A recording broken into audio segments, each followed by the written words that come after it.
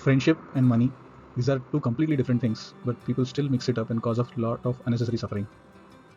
In the matters of money, friends judge each other as either being a miser who doesn't give money or a pushover whom we can always extract money whenever needed. Either of those things are not correct, because money, people don't think so much spending on many other things. We buy stuff, we donate to the needy, and save and invest as needed. We don't think so much about the money in real life, right? But when it comes to lending and borrowing, there is a different set of problem, and because of that lack of understanding, things get complicated. Compared to spending a money on stuff or donating or anything, when it is about lending and borrowing, it is a completely different nature. And because of a different nature of usage of money, there is a unknown unconscious expectations that start building up in a person. It secretly sneaks in, and later on it causes a lot of hurt and drama. When a friend lends money to the other person, some conscious expectations are that the other person pays back on time without needing any follow-ups. But there are also unconscious expectations that the person has helped the other person on need when the person needed it. So in return, there should be some sense of importance given in return. And the person who receives also has unconscious expectations that being a friend, adjust and wait till I can pay back when I'm comfortable. Don't nag or follow up too much. If you are a friend, you should lend. You should not say no unless you are able to explain to me why you cannot lend it, right? So, but if you see what is the nature of this discussion, it is a give and take. It is a transaction. It has no relationship to a friendship, which is non-transactional nature, right? So there is no point of mixing these two. They are completely two different things. So am I saying that one should not ask for money from the friends in need? Of course you can, but terms and conditions apply. You're entering into a new relationship which is not like friendship. It is now transactional in nature. There is a giver, there is a receiver. If that relation goes good, well, all good. Friendship also goes and becomes more stronger. Trust is established. But if it goes bad, your friendship is also spoiled. What happens in reality most of the time? You lend out of friendship, then you end up following up.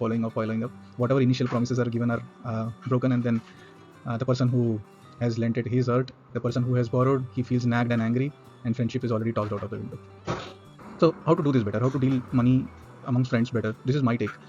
Any relationship is based on 4 fundamental foundations: trust, respect, communication, and compromise. These basics we need to understand properly. If we are lending money to someone, it has to be based on trust. If there is no trust and still we are giving money, we are basically gambling it. So we should not later on feel bad if you don't get it back. So it's as good as not getting it back. So check yourself if you really trust the other person. I have made the mistakes of trusting people who didn't return money. At the same time, I also trusted friends and lent and borrowed from them and returned on time, and our friendship worked. So trust is very important. Second thing is respect. Respect for the person whom, of course, you are borrowing from, but the person who is lending should also have the respect for the money and their own family also, because whatever we earned, we didn't earn it on our own. It was out of the support of our family. Our parents made it happen. Our family makes it happen, and also they also, your future generation, your kids also deserve that money. It's not everything. You're not the sole owner, right? So respect for the money, the person who is giving it, the person who made that money happen in the first place.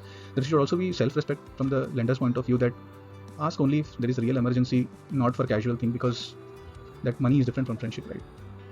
If it's general expenses, when we go out, we eat, or we spend something as a common, it is a good habit to split the money expenses upfront and settle it.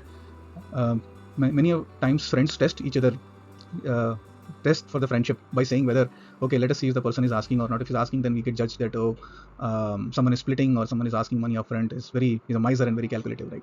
But that's not true. Actually, healthy friends, healthy friendships, one of the common thing that you will see is that they don't mix up money with friendship, and whenever there are common expenses, they split it properly and respect everyone, and never test friendship based on money. And last thing is return without asking. Don't make other person follow up. If you have given a date, the borrower should also not disturb in between, and if the date is reached or crossed, don't wait. Don't let the other person ask you and follow up.